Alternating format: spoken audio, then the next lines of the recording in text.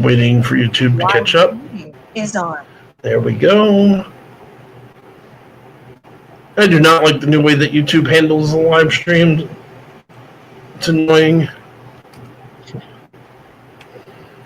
Because it used to be I could hook up the streaming software and then just go right to hit start live stream. Now, the moment I hook up the streaming software, it starts the live stream without me trying to do anything, and I'm not a fan. Oh, yeah. Oh. At any rate, good evening, ladies and gentlemen. Welcome to tonight's episode of Paranormal Encyclopedia. Okay, let me restart that because I got tripped up by having that come through. Good evening, ladies and gentlemen. Welcome to tonight's episode of Paranormal Encyclopedia. As always, I'm your host, Kevin Mears, demonologist, paranormal investigator, and the Paranormal Encyclopedia. I am joined by Brian McKinley, godfather of vampire thrillers and author. And we've got an interesting character for you tonight. Particularly, one of the things I found most interesting, I don't know how much you found about this, is how big a role he's had on 20th century thought, even outside of people that practice magic. See, I mostly knew him because of the Ozzy Osbourne song.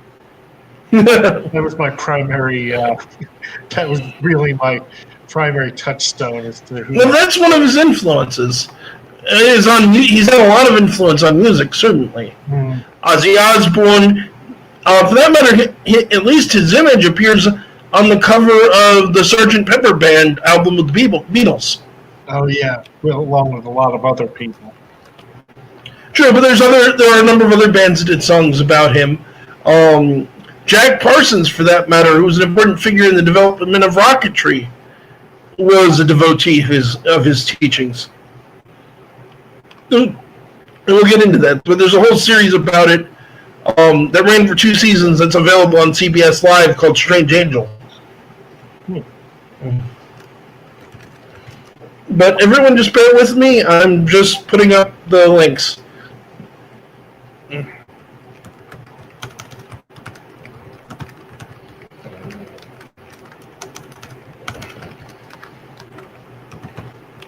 Jangle some keys or something. Let me get my keys. It's okay.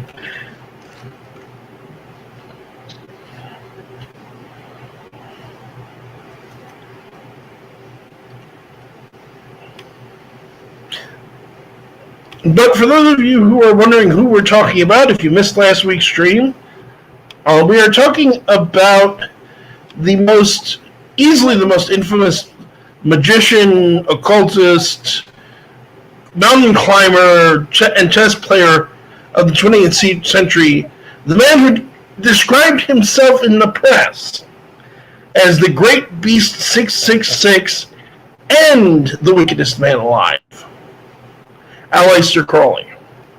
Although wasn't that something that others said about him that he kind of adopted? Specifically his own mother.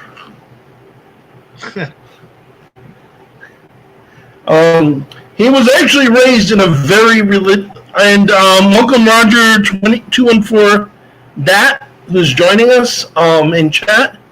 But yes, Crowley was raised actually to a very religious family. His father was a preacher, particularly they were part of the Plymouth Brethren. In the 19th century,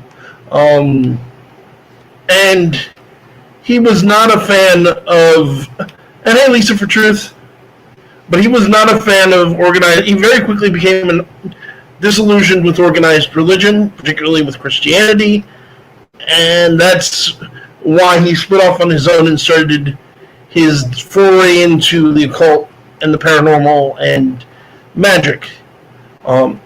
His mother was fairly horrified by all of this. His father was dead pretty much by the time he went public. Yeah. Would dub him the Wickedest Man Alive. The other thing to realize about him using that title is, yes, he embraced the heck out of that title in the media all the time.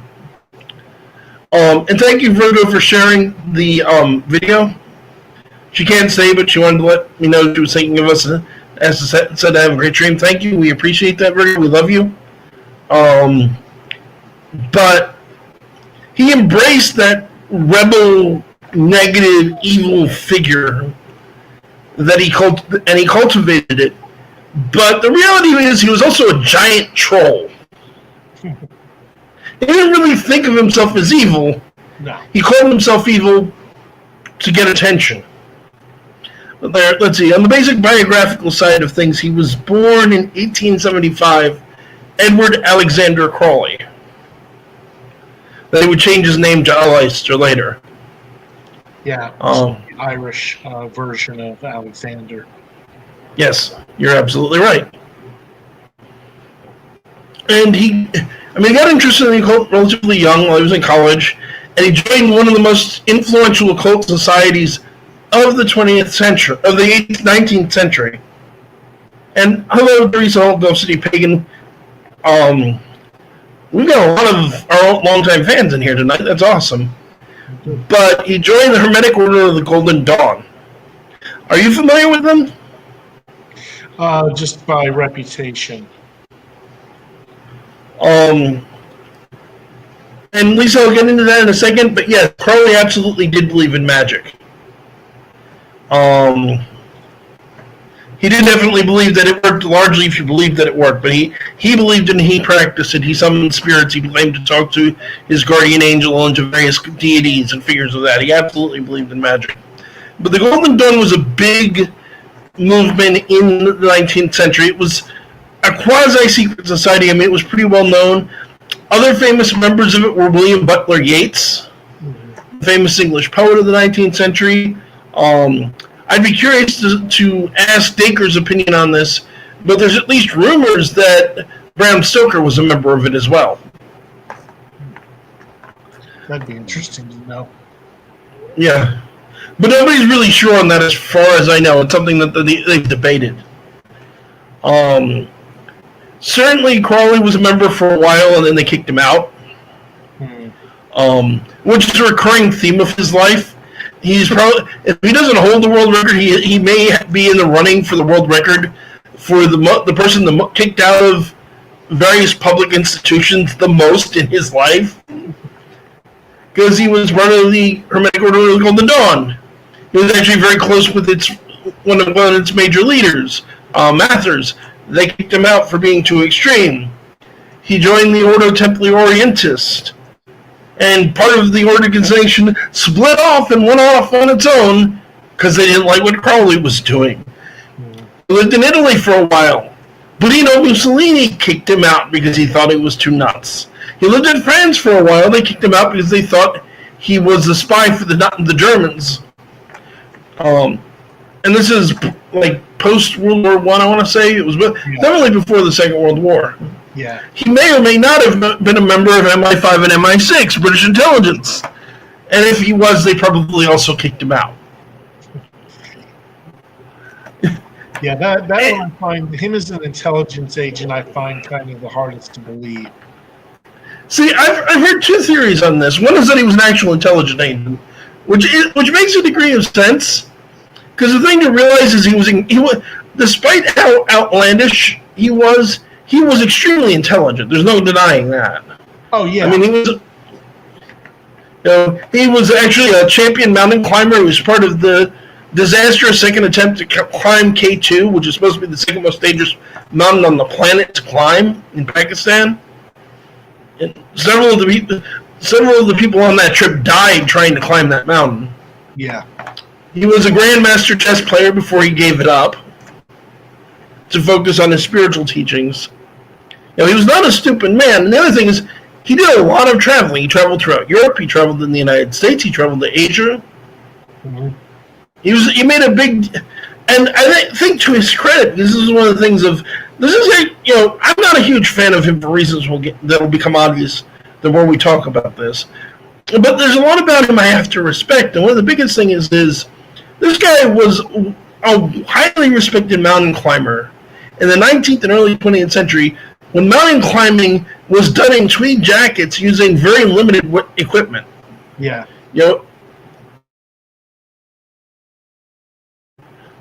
And he was an asthmatic at that. He was a lifelong asthmatic. In fact, one of his multiple drug addictions, which was to heroin, was actually probably caused because he was prescribed heroin to treat his asthma. Yeah. That's pretty impressive. Whatever you think of the guy morally, that he did all of this. Yeah. So the other argument I've heard is that he may not have been an unofficial member of British intelligence. Specifically, most of the arguments I'm seeing is if he was a member of British intelligence, it was actually during the First World War, not the Second. Because It's been said that it was the Second. When he wrote the German Fatherland magazine. Yes, which is the other thing, and what got him, you're absolutely right, is what got him kicked out of Germany, or out of France, rather, is they thought he was a spy for Germany. But the argument is that he wasn't a spy for Germany, he was a double agent, and that was his cover. Yeah. I think possibly more likely, as it's been suggested, no, he didn't officially work for MI5 and MI6, but they probably used him as an intelligence asset from time to time.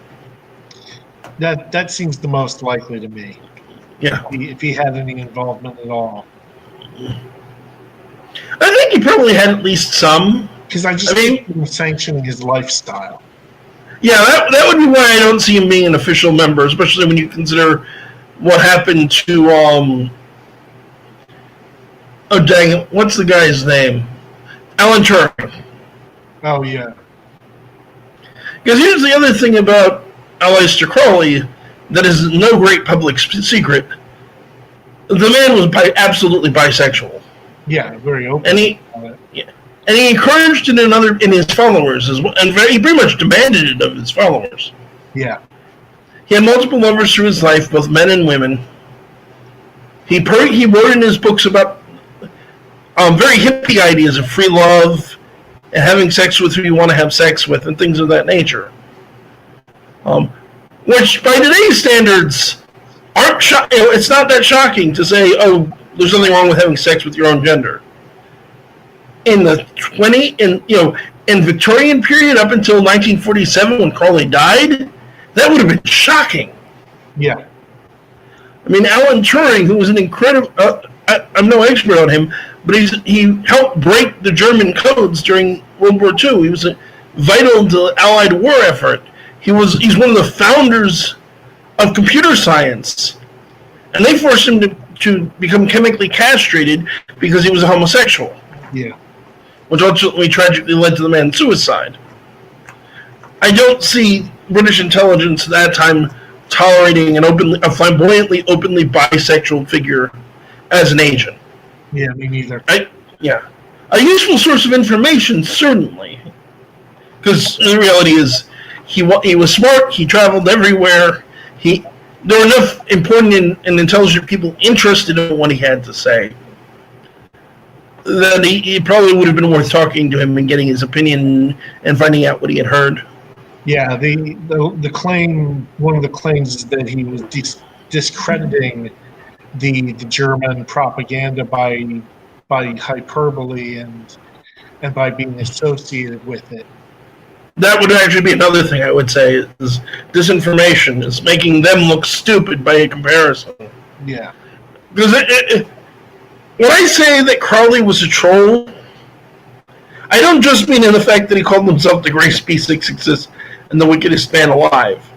He was a troll at everything he did. Many of his books are only half serious. Many of the rituals that he suggested are half joking. For that matter, from what I understand from occultists I've studied, he had this tendency that when he published rituals, he'd always change details of them so that from a magical perspective, if you believe in magic, it would blow up in your face. He'd have you summon a demon, but use an incense to summon the demon, perhaps, that actually is supposed to repel demons. So if you summon the demon, you now have an angry demon that isn't going to work with you. And he did that particularly because he didn't think that magic was something for dabblers. He thought you needed to take it very seriously. So he'd build these things in that somebody who was already initiated, who knew how it worked, would go, wait, that's just wrong, and change it. But the kid who picked the book up on the shelf and said, "Ooh, let's try this," was going to get themselves into trouble. Which is one of the reasons I'm not his biggest fan. I don't care about the consensual sex thing. I've heard rumors, but I've never seen anything confirmed saying that he was into pedophilia. No. But he would have sex with any consenting person of legal age that would take it, pretty much. Yeah. And I don't judge him for that. That's what he puts where in a consenting adult is their own business. But the deliberately trying to trip people up, it doesn't sit well with me. But I have to say one of the most interesting situations, and I've heard this described a number of ways, is his honeymoon with his first wife. Oh, yeah. Because here's the other thing I find interesting. Crowley was, by his own admission, a misogynist. But his philosophy, well, not exactly feminist, is almost proto-feminist. Yeah, his whole Scarlet Woman thing. Oh yes, which we're definitely going to go there. His parade of Scarlet Women. And his first wife was supposedly the first of the Scarlet Women in his life. Mm. But there, he met this woman. They fell in love. They traveled to Egypt. While they were in Cairo, and I've heard multiple versions of this. The one I've heard traditionally is that through hook and crook, he actually got it so they could spend their honeymoon night inside of the Great Pyramid. But I've also heard that it happened somewhere else in the city. And a lot of accounts don't mention the pyramid thing at all, so I don't know if it's true. Yeah, I don't know if that's verified or... Again, it's hard. I can see him spreading the story, but who the heck knows? Oh, yeah. It was probably a hotel room in Cairo. Yeah. But while they were there, to his great surprise, his wife was according to him, possessed by a spiritual being he called Awais, which he perceived as his own guardian angel. He wrote down what Awais told him, which was supposedly dictated through the Egyptian god. I want to say Horus, actually, although it was mostly associated with... Yeah, it was Horus, although Crowley mostly became associated with Thoth, particularly the Thoth Tarot. But this book that we now know is the Book of the Law, you can find it on the internet. I'm entirely certain it's public domain,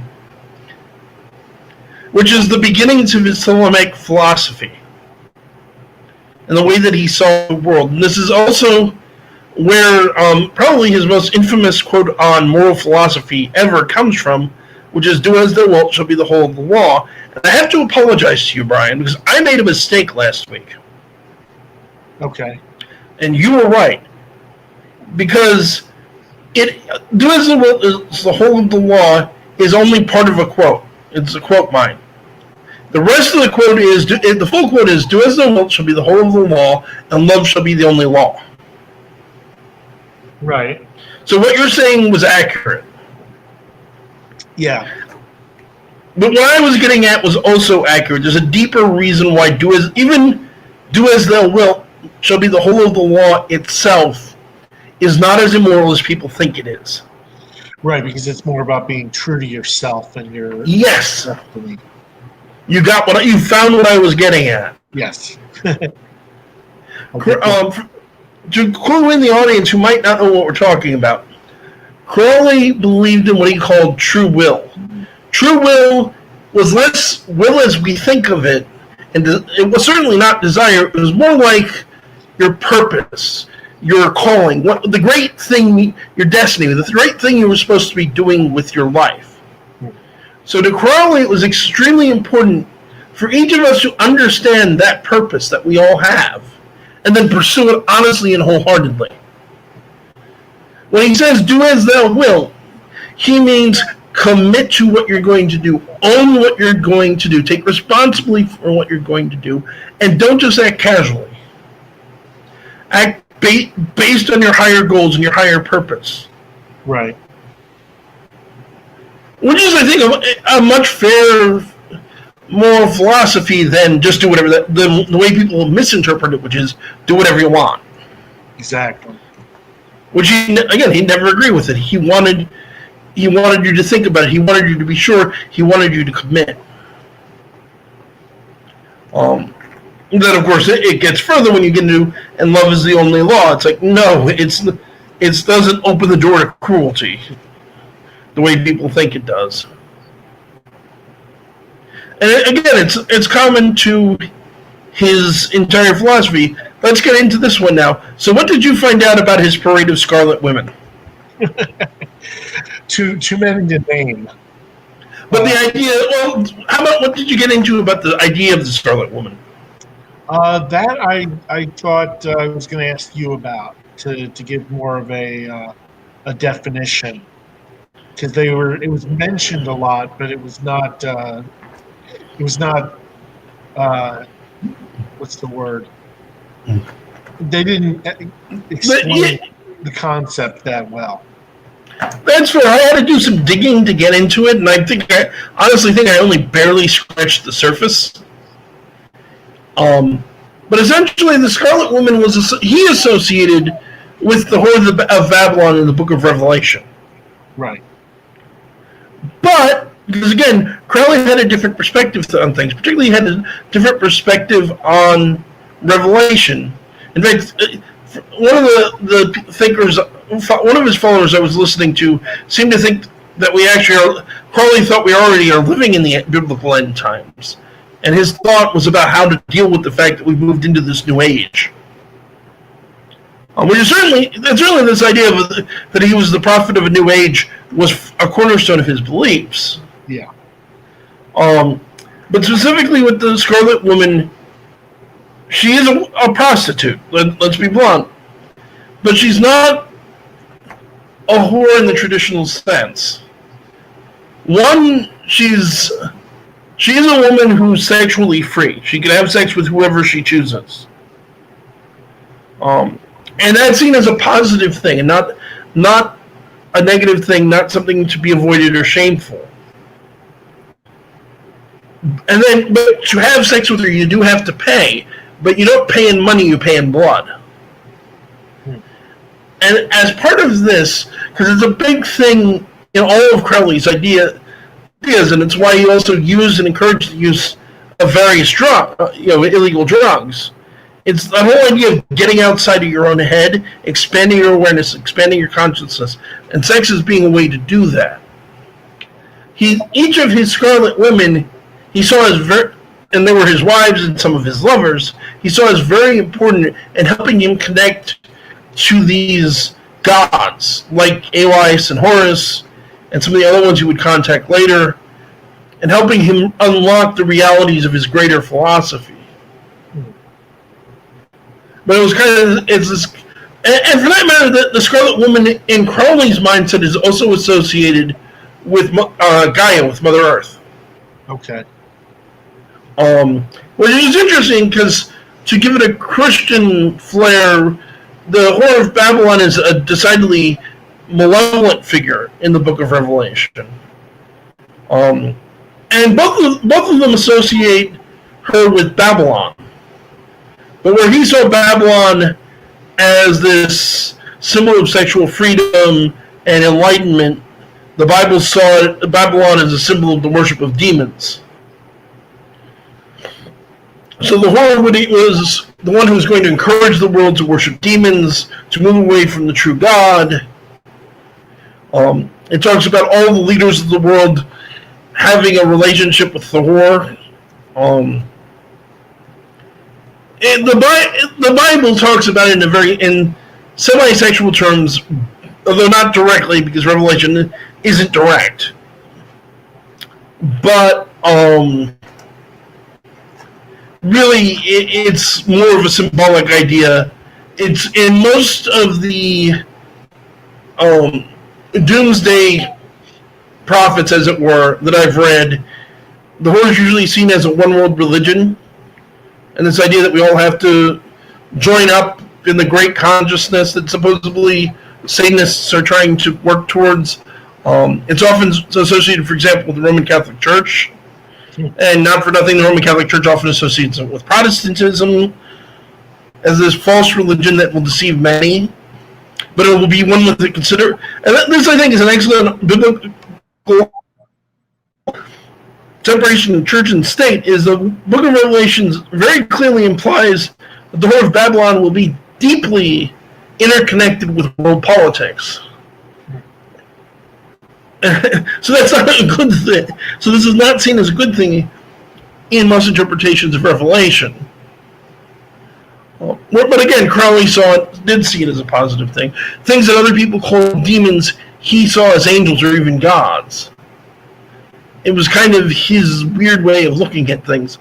I will say, I found an interesting, and I don't want to entirely endorse this woman, because she hasn't made that many videos for me to have an opinion on. But a person I found on YouTube that people might find interesting to get a slightly different take on all of this. Let me look up the channel name real quick. Here. Dot Darling. It's a channel by a woman named Georgina. She's a occultist, and she is actually according to herself, practitioner of Thelema, for that matter. I found it very interesting watching one of her later videos where she calls herself a part-time Scarlet Woman. Like, that's interesting. I need to unpack.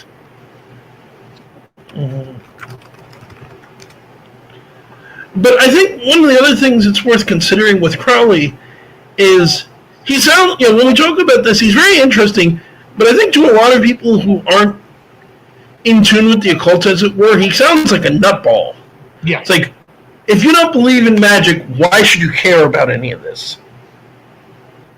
And even a lot of people who believe in magic see him as a crazy screwball that they want nothing to do with. Right. Although you could give him props just as a poet. He was a poet. You're absolutely right. I was actually planning on reading the hymn to Pan later. Oh. Which is one of his most famous and one of his favorite of his own poems. It's not terribly long, and it was actually read at his funeral, at his request.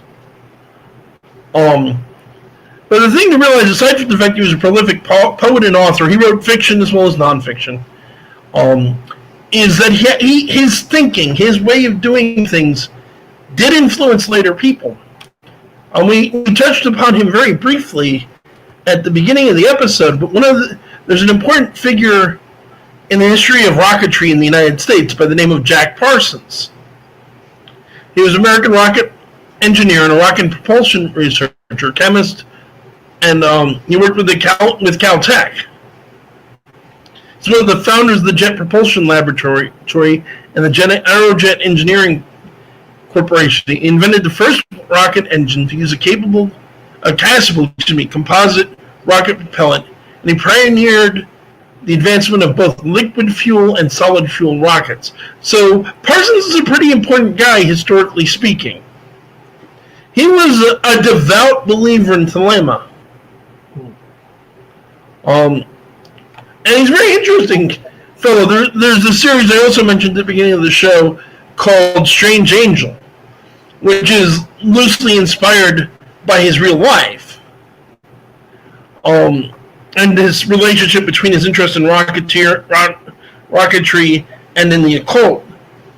What I find particularly interesting in it was one of the changes that it made, because it's a fiction series, so don't go looking to it as an accurate source of history or occultism. Although from what Dot said, there is some accuracy to the Thelema, you see. They clearly did their homework. But he claimed, even before he joined Thelema, that when he was a kid, he summoned the devil. In the series, apparently, they changed it to, he tried to summon the devil and failed. No. Parsons claimed he summoned Satan. Just for a casual chat. Yeah, why not? Yeah. Because Satan's got nothing better to do. Well, he's got to teach those fiddle lessons to somebody. It's true. And guitar. I like slightly off topic, but I like a good friend of the channel and frequent guest, Patrick Thomas, makes the excellent point in one of his books that give the devil his due. If you take the Christian story at face value, is there any being in all of creation that would have a better understanding of the blues? Yeah. That's true. It's like he was a perfect angel, the second most powerful being in creation, got into a spat with Dad and got kicked out and thrown in hell. That's some serious blues there, people. Yeah. But the other influences that Crowley had, he influenced a whole bunch of music. As you mentioned, Ozzy Osbourne did a song about him. He appears in the Sgt. Pepper's Lonely Hearts Club. There is, and I'm forgetting, so I'm going to look them up.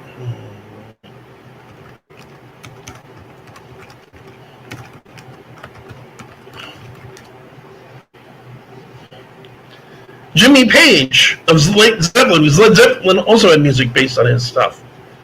He bought a house that had belonged to Crowley at the Bolkshine House, specifically, which was out on the shores of Loch Ness. Yes. So Page bought it. He lived there. He was out there for a while at least, and then he basically sold the house, moved out, and wanted nothing more to do with it. He owned it in the 70s, and they pretty much he was freaked out. He thought it was like one of the most haunted places in the world. He claimed bad vibes ran through the property. And here's another one, and this may upset some people, but I'm sorry, the history is there, whether you find what I'm about to point out comfortable or not. Yeah. One of the most important figures. Oh yes, and Teresa Hall is absolutely right. Marilyn Manson has touched on him as well. Oh yeah, of course. Which is no great shock given both Ozzy and Marilyn's flirtation with Satanism, as it were, at least in their music. Yeah. Though neither's actually a Satanist. But one of the biggest religions that was of the modern world that was influenced by Crowley, even though they don't necessarily recognize it, is Wicca. Modern Wicca can largely be traced back to an early 20th century figure by the name of Gerald Gardner. Right. Gardner was a member of the Order Templi Orientis. He was an admirer of Aleister Crowley. There is at least some evidence that he may have invented Wicca in a failed attempt to impress Crowley. Particularly, there are magical traditions and witchcraft traditions that predate Gardner's creation. Some of his ideas, particularly the idea of doing ritual skyclad, which is fancy occult speak for in the nude, came from Crowley. The influence is there, whether you really like it or not. For another thing, and this is a little harder to easily demonstrate, but there's again enough dots to connect. Crowley was a big influence on musicians and philosophers of the 60s. His religion of Thelema taught free love and the use of drugs to expand consciousness. Is any of this sounding familiar to people? Yeah. He is by no means the only person, but he definitely had, I think he almost certainly had an influence on the hippie movement. They certainly espoused very similar philosophies. I think if Crowley had lived into the 60s, I mean, he died in 1947, as I said, he probably would have fit in well with hippies. Yeah, they would have embraced him. And vice versa. And there's so much more to this story. It's like, and the influences ripple out and ripple out and ripple out. Two concepts that are very prominent in the West today that he had an important role in. Well, three concepts, in fact, two of which are intertwined. One is, there seems to be some decent evidence that he's basically the guy who introduced Tantra to the Western world. Sense. Yeah, the sexual yoga practices. If you don't, anyone who doesn't know what Tantra is, it's vastly more complicated than that. But the Kama Sutra and those kinds of practices and teachings, Crowley brought in the world. Well, he certainly wasn't the first person to introduce yoga as a whole to Europe and the United States. He traveled around back in the 40s, long before it became the health craze it is today, teaching people how to do yoga for its religious reasons. So he helped popularize that as a concept and spread that around. For that matter, there's at least a distinct possibility that while the two it's almost certainly true that the two of them never met face to face. Rumors of him probably inspired H.P. Lovecraft as well. Lovecraft, when Lovecraft was living in New York, his wife at the time had spent some time in the New York occult movement while Crowley was living there. She probably would have met him. Again, there's no evidence at all that Crowley and Lovecraft met. Anyone who knows Lovecraft's, and actually Lovecraft is probably another decent topic to do one of these days. Yeah. Just because of how much people think he connects to the occult, and he really doesn't. No.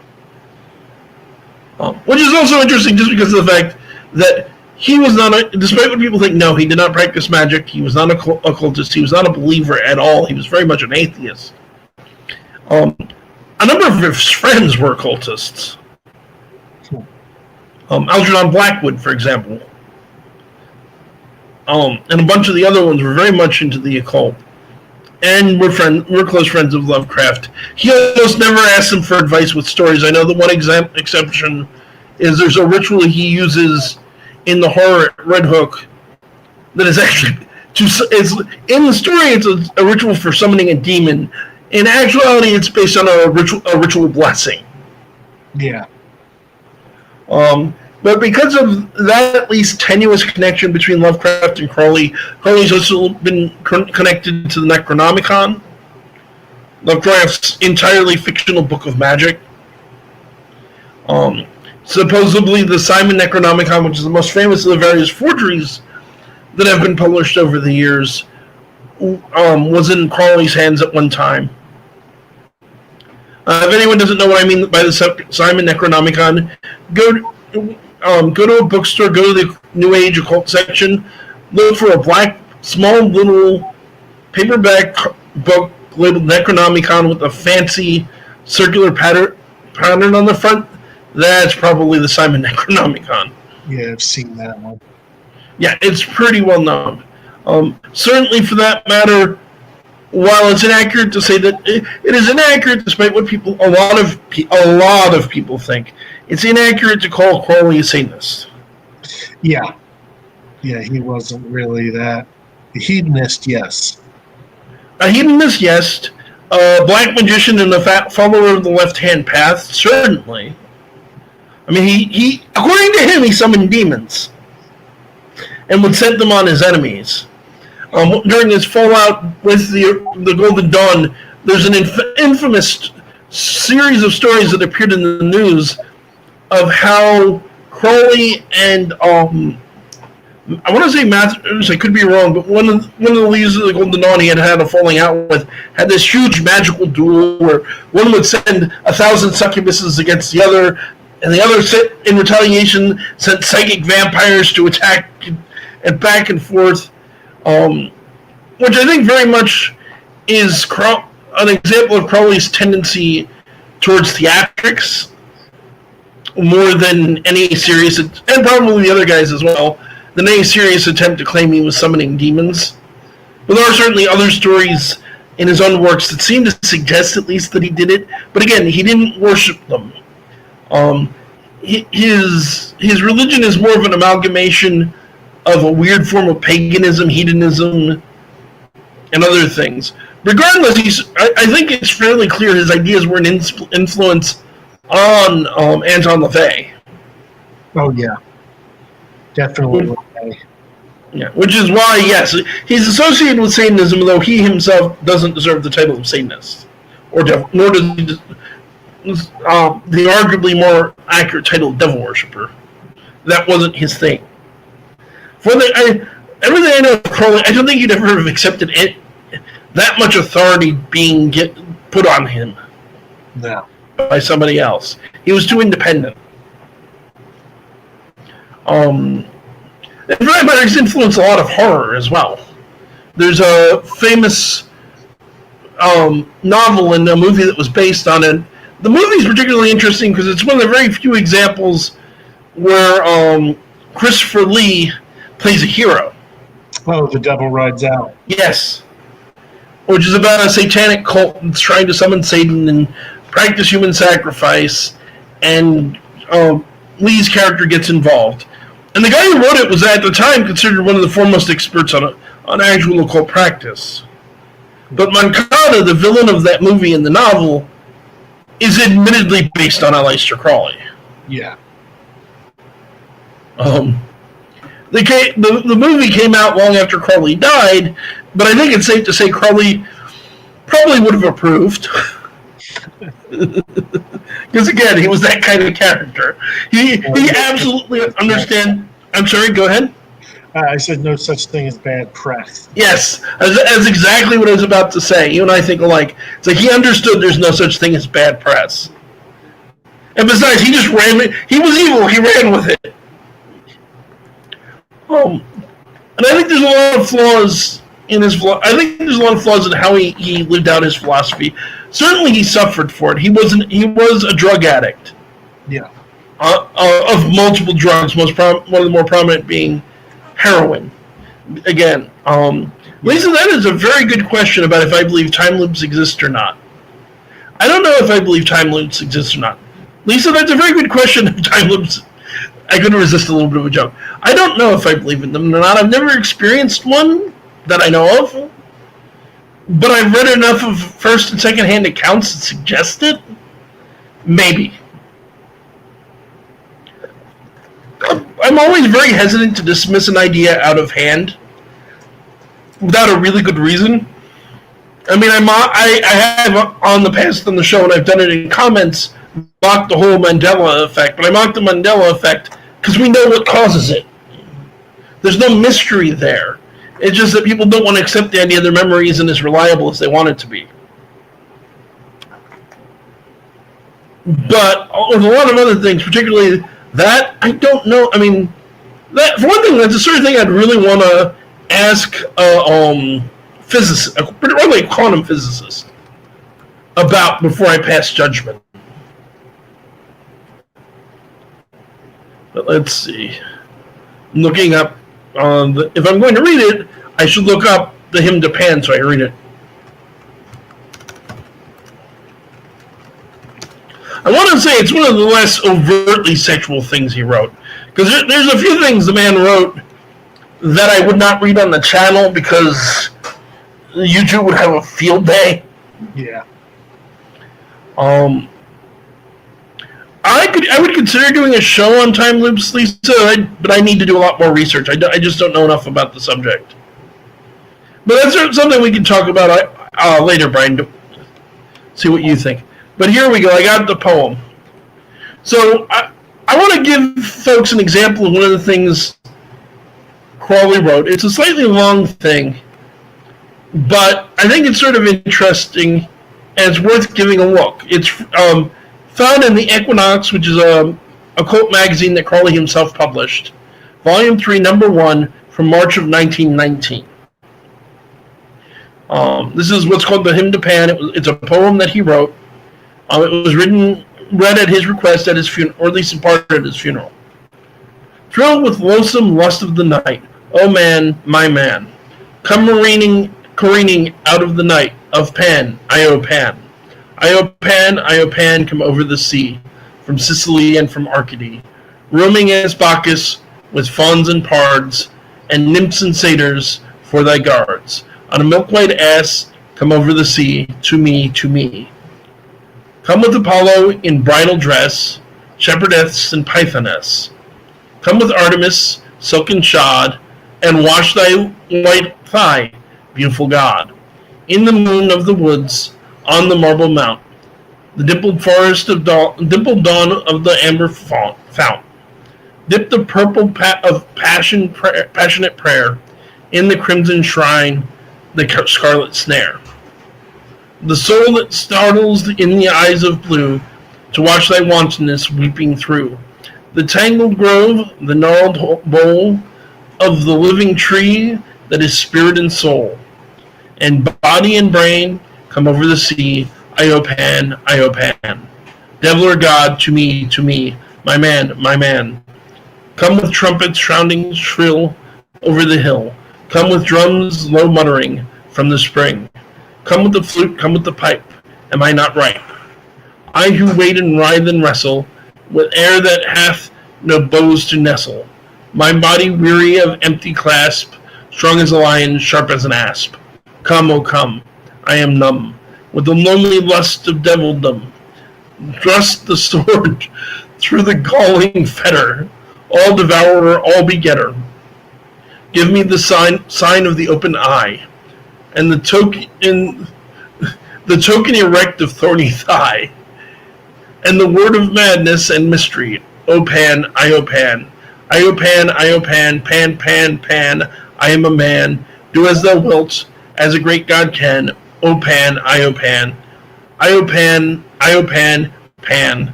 I am awake in the grip of the snake. The eagle slashes with beak and claw. The gods withdraw. The great beasts come.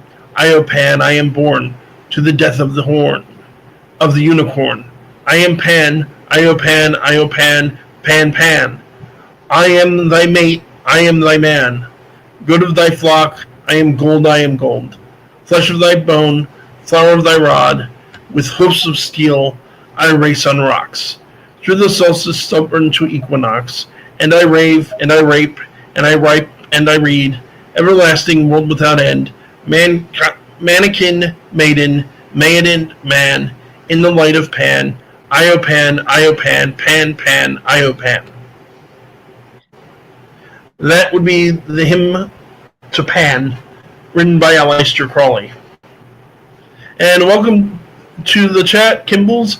And yes, Lisa of Truth, he is dedicating that to the Greek demigod / god Pan. The imagery certainly fits Pan. If you know the folklore, Pan is the original horny old goat, as it were. He's the god of nature and of the wilds. He's also very much a fertility deity and a sex god. And I think it's a good point, again, worth reinforcing. Whatever you think of his philosophy, whatever you think of his magic, Crowley was a good writer.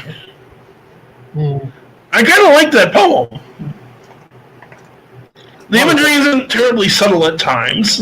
No. A lot of repetition. True. But it's a little catchy. I kind of like it. Yeah.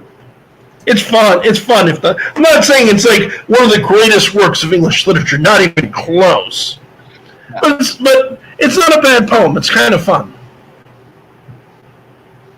And there are other poems you can find from available on the internet. There are his various novels. Mooncap's one of the more famous one. One of the semi-autobiographical novels he wrote that's fairly well known is Diary of a Drug Fiend. And again, it's one of those cases, I think, where atheists and skeptics and believers can kind of come together in the fact that this is just like John Dee that we talked about last week. Whether you believe in magic or not, these are genuinely interesting people who have had an influence on history. I think it's also worth revisiting. Lisa commented early on, did Crowley believe in magic? Because Crowley himself said that he said that specifically, as you point out, that it works if you believe in it. Which is a general concept you find in a lot of magical tradition, which is another influence of his, I think. That magic really only works best, at the very least, if the person casting the spell believes that magic works.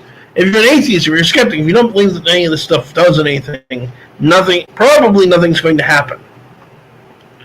But at the same token, well, it's not always, having talked to black magicians and things of that nature, well, it's not necessarily true that you have to believe in curses for a curse to affect you, at least in magical thought.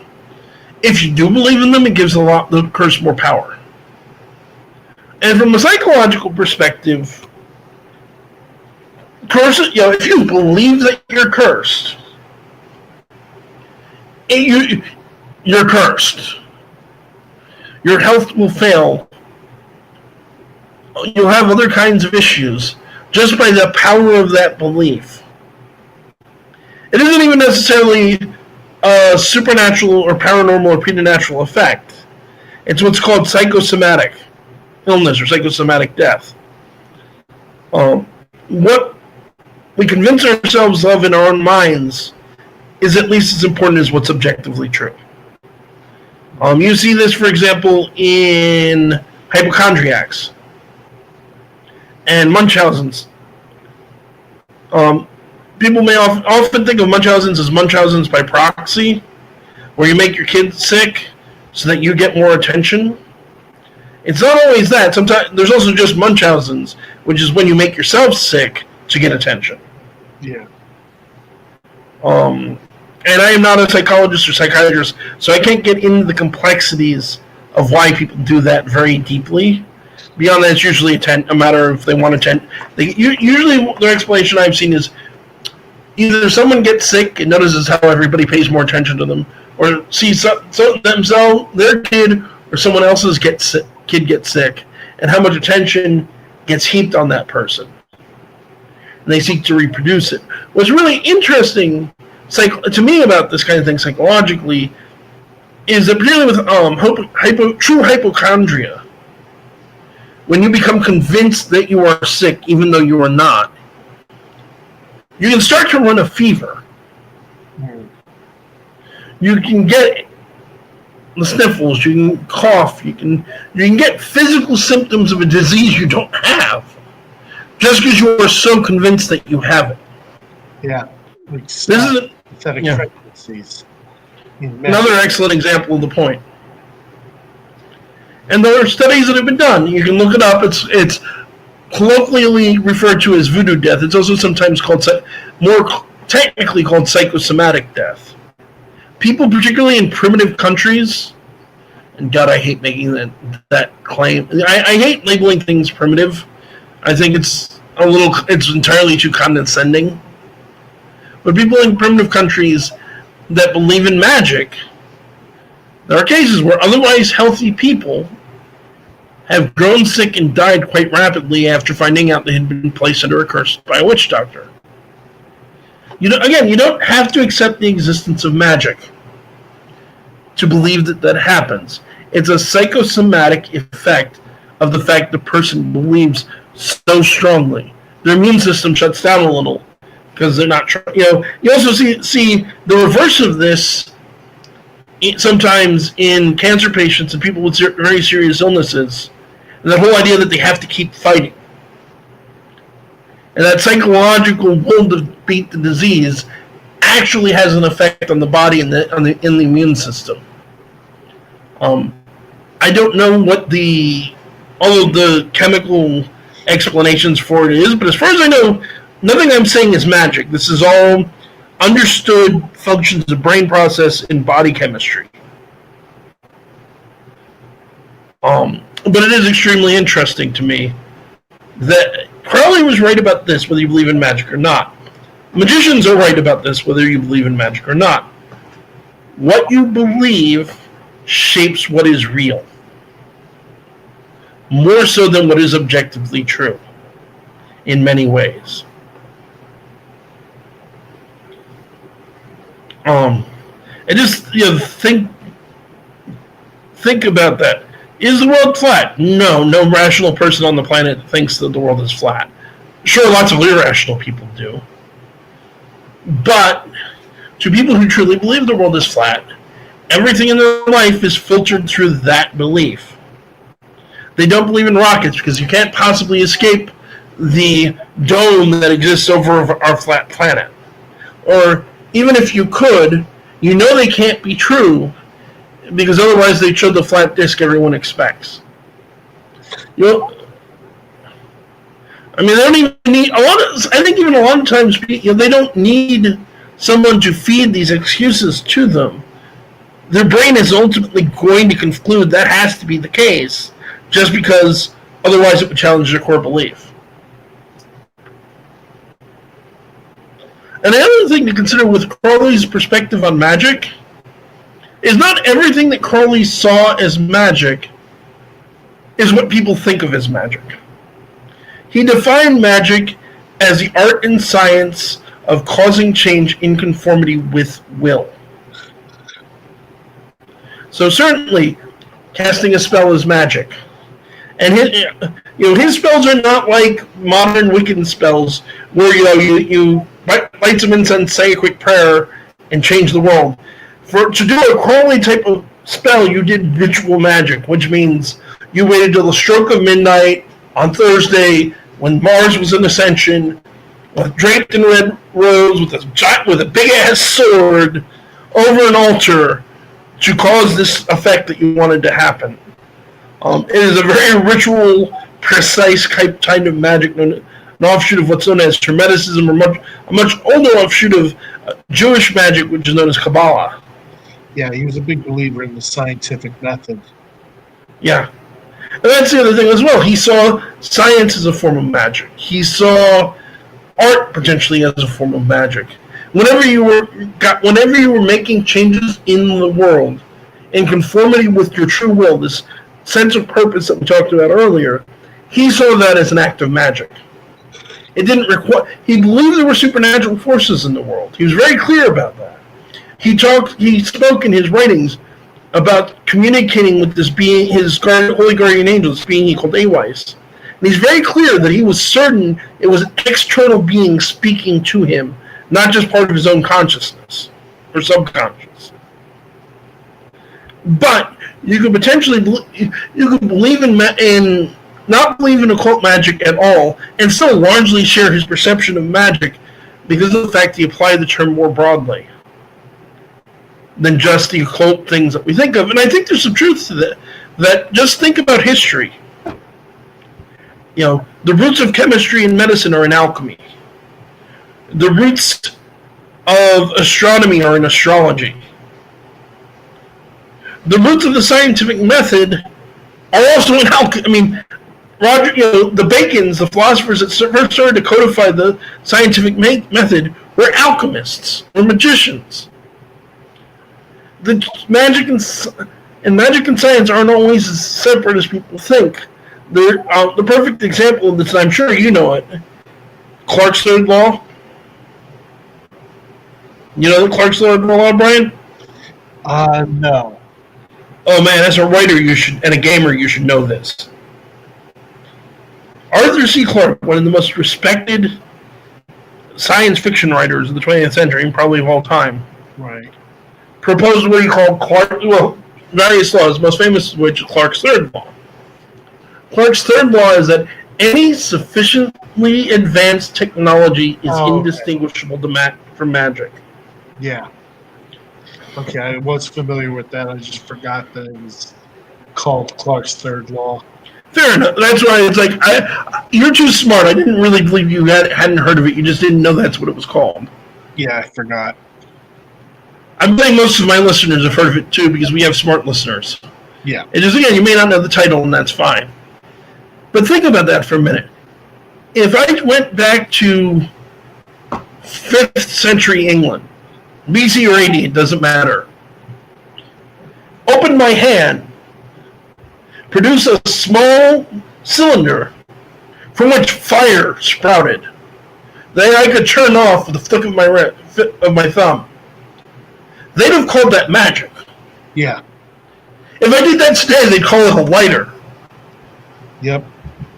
You see this idea very much as well in the cargo cults. That during World War II, there were islands, particularly in the South Pacific, that would see the dropping of various supplies. Usually, planes would fly overhead. They would sometimes land there. They would drop supplies there for soldiers that were stationed during the war, things of that nature. What's interesting about this is that they came back later after the war, after the plane stopped coming. And they found that some of the natives had set up crude landing strips. They'd have somebody standing there with a pair of sticks, like the lights that they use to guide landing planes, with some sort of ear covering to represent the headphones. They would go through the motions that airfields then and now go through to help a plane into landing, assuming that it was magic to summon the technology back, to summon all of these wonderful gifts they had been given back. Yeah. Which is where you get this idea of the cargo cults. It's absolutely fascinating. It's a matter of actual history, and I hate to say it, I'm probably butchering it because I'm running off of memory, and I haven't looked this up in a while. But the line between magic and science is very much in perspective. And I'll tell you, that's something, aside from the facts, fiction writers know that, and a lot of philosophers know that. Any stage magician in the world could tell you that one. Yeah. There's a bunch of ways that we can screw with your head that have nothing to do with supernatural forces. There are people who are absolutely convinced that it does. But it has to do with psychological trickery or very easily understood natural occurring effects. There's a great story of the famous French magician Robert Houdin. He was an early scientist. He was one of the greatest magicians of the 19th century. And France requested his help. In Algeria, they were about to go to war. And the people that the natives they were going to war with, they knew were big believers in magic and the power of their shamans. And the French government thought, if we could convince them that our magician is much more powerful than their shamans, maybe we can avoid this war. So, using this very simple technique, I think, and I'm not certain of this, that it basically is magnetism, specifically electromagnetism. Houdin, and if you're wondering why the name sounds familiar, it's because Robert Houdin is where Houdini took his stage name from. But Houdin developed what's known as a light and heavy box. You can find video on YouTube if you want. You can even find it for sale. I've been wanting to pick one up, but they're usually a couple $100. It was a very simple box. He placed down on the ground, and he invited a young French girl to come up and pick up the box. Girl just walks over, picks up the box, he sees it pee, puts it back down.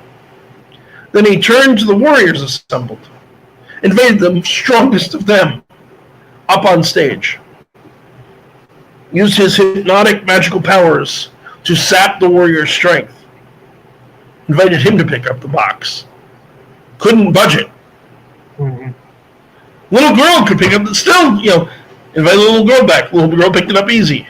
Great warrior, huge, bulking, muscular man, couldn't budge it. He convinced the people, the natives, that French magic was just that powerful, that he could just snap his finger, wiggle his hands, and sap the strength from their warriors. And he was able to stop a war. Yeah. I remember that story. Yeah. And again, this isn't occult power. He didn't do anything outside of the laws of science as we understand them. No, he just turned the magnet off. Yeah. He just used what people believe to his advantage. And you see this throughout the history of warfare. We talked about this in the Nazis and the occult, about how Hitler didn't believe in occultism, but he used occult ideas in his propaganda. How the British bombed Germany essentially with fake astrological predictions about how they were going to win the war, and Germans in return distributed fake Nostradamus quatrains implying they were going to win the war in captured or in allied territories. Not because either side believed that astrology or Nostradamus could actually foretell the future per se, just because that the common people's belief in it was enough to sway things. We do it today with psychological warfare. They've been known to use magic ritual. I forget where it happened, but there's actually an instance where the U.S. military faked being a local variety of demon to terrify insurgents into surrendering. And it worked reasonably well. What people believe is often at least as important as what's objectively true. And you can see, for good and ill, you can see the evidence of that all around you.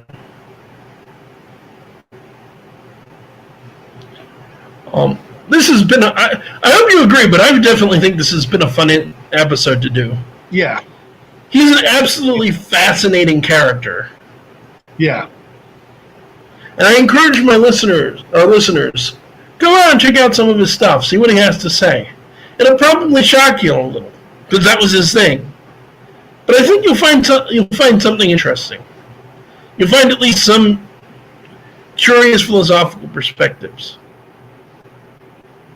So, let's reveal what next week's topic is going to be. And much like the episode I recently did about voodoo, I'm doing this one as a favor, as it were. Unasked for favor, but it's a favor, as it were, to my friends in the Watchdog community. Several of them have been, Virgo very particularly, and Road Pirate Films have recently been very kind in sharing our videos and encouraging people to come subscribe to our channel. I am not an expert on law. I'm not a commentator on videos, but I wanted to do my part to help the cause, as it were, and this is also really interesting in my opinion. So next week we're going to do a video about the Moorish Science Temple of America. For those of you who don't know, and I can't tell you huge amounts of detail on the actual temple, because I need to do more research first. But the Moorish Science Temple of America is kind of a weird offshoot of Islam that was created in the early 20th century by a man by the name, that called himself Noble Drew Ali. And it still exists. Well, Ali has since passed away. It still exists today. And there's a particular subset of the temple that call themselves Moorish Americans. Moorish Americans believe that they are the original indigenous people to the United States. I could be mistaken, but I think that's a belief that the temple itself shares. The difference is that Moorish Americans believe that since they are the original indigenous people, that bizarrely enough that they wrote the U.S. Constitution, and for that matter, because of a treaty that was signed between the nation of Morocco and the United States, the Treaty of Peace and Friendship, that they have special rights granted to them where they can pretty much ignore any law they want to. Nice. The thing is, well, I'm no expert yet. Like I said, I'm going to do some research and we can do it justice. My understanding is that Noble Drew Ali didn't encourage this mindset in his lifetime, and more importantly, I think the modern Moorish Science Temple of America openly, repeatedly, clearly denounces this idea. Their opinion is that members of their group should be upstanding American citizens who obey the law. They don't want to get sued. Yeah, the Moorish Americans, to distinguish them out, are a fringe group. They are not part of the main temple. So, as a favor to my friends in the Watchdog community, who, for reasons I don't entirely understand, consider me a member, though not because I'm not happy to be included in that number, but because I don't think I deserve to be included in that number. I haven't done that many Watchdog videos. But to do my part, we're going to do some research. We're going to do a video on the actual beliefs of the Moorish Science Temple to present to people. Ideally, because maybe I'm wrong and maybe it's more supporting than I thought.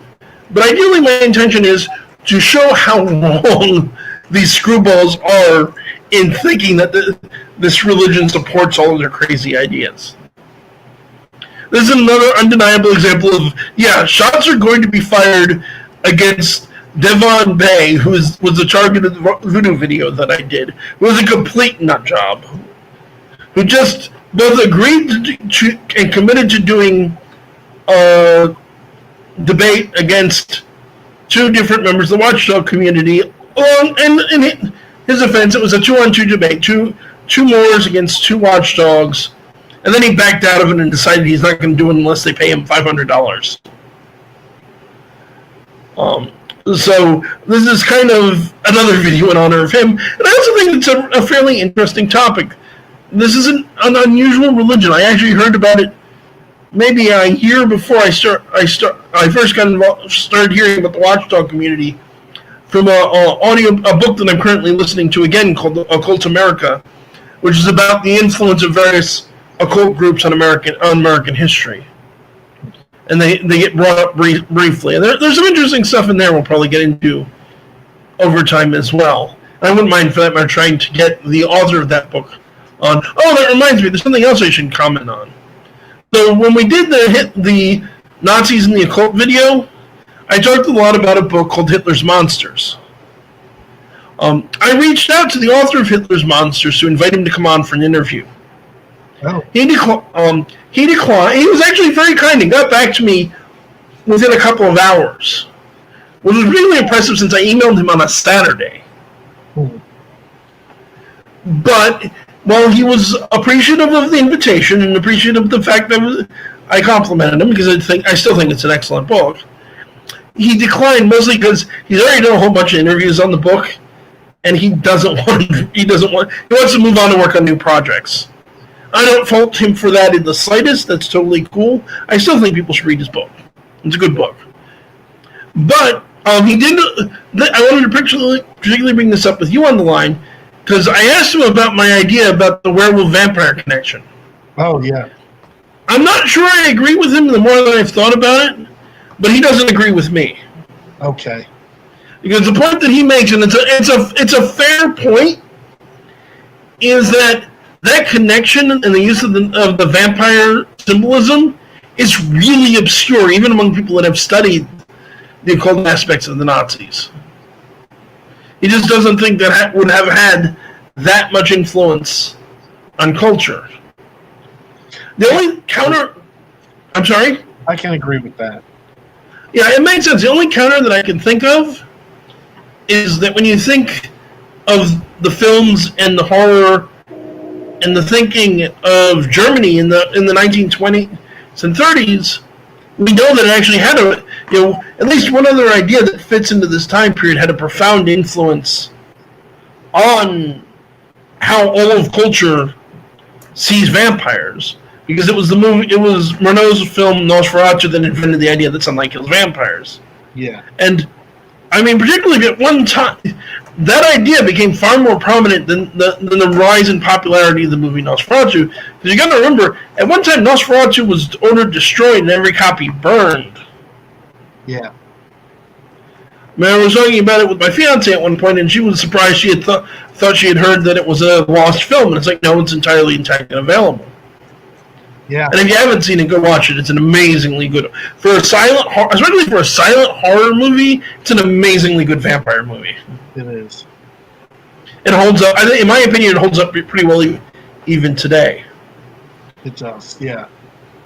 So I'm not convinced I'm wrong, but there's certainly a good argument that I might be, and I wanted to share that because I know you were having some ethical considerations about that using that link in your stories, and other people may have similar concerns. So I wanted to share his response. Although even he said he wasn't certain.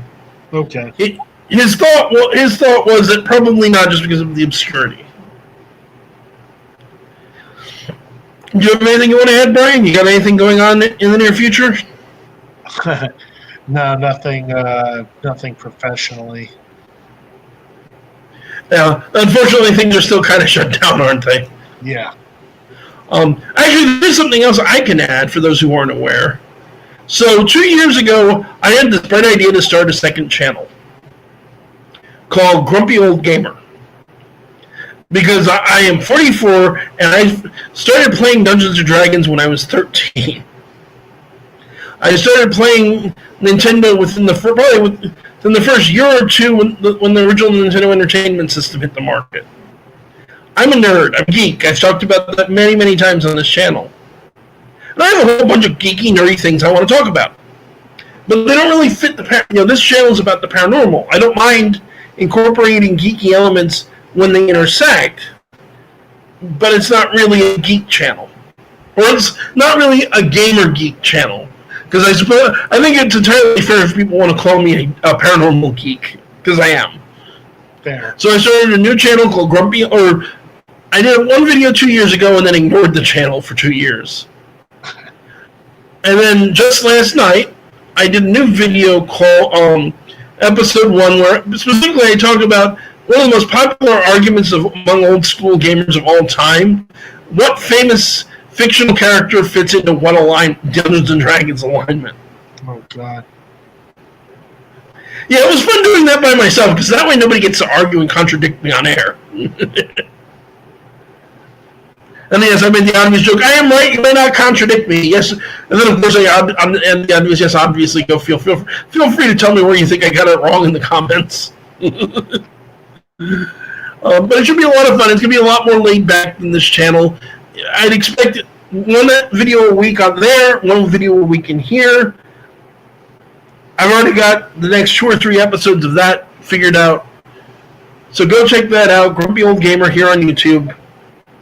Hopefully you'll have some fun with it like I did. So that's going to wrap it up for tonight. I do want to remind folks, if you like what we're doing, if you appreciate it, please do us a wonderful favor if you haven't already, and go down, hit that subscribe, hit the notification bell, hit the thumbs up button, let us know you liked it. If you didn't like what we said tonight, hit the thumbs down button. Either way, put a comment, let us know what you think of what we're doing. Do you agree with what I said about Aleister Crowley, or do you think I'm off base?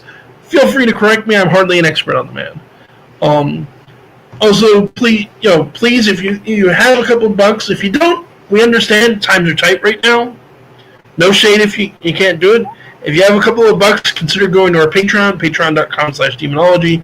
Tossing us a couple of bucks, even if you all, if 100 people each chipped in $1 a month, it's $100 a month. So even if you think, it won't make any difference if I do it, if about enough people all do that small amount. And again, if you can't do it, no shame. Remember, this channel will always be free. We are not going to charge you for content. While we will offer various goodies if you do become a Patreon. It's never my intention to create videos that you can only watch if you're a Patreon. I don't believe in doing that. I think I should keep it free. My goal is ultimately, of course, to move towards monetization again. But we'll see what happens there. But that's going to do it for tonight. This is Kevin Mears, demonologist and the Paranormal Encyclopedia, saying good night and God bless. Ryan McKinley saying keep your fangs sharp. Good night, ladies and gentlemen, and thanks for joining us. End stream. Okay. And that will do it.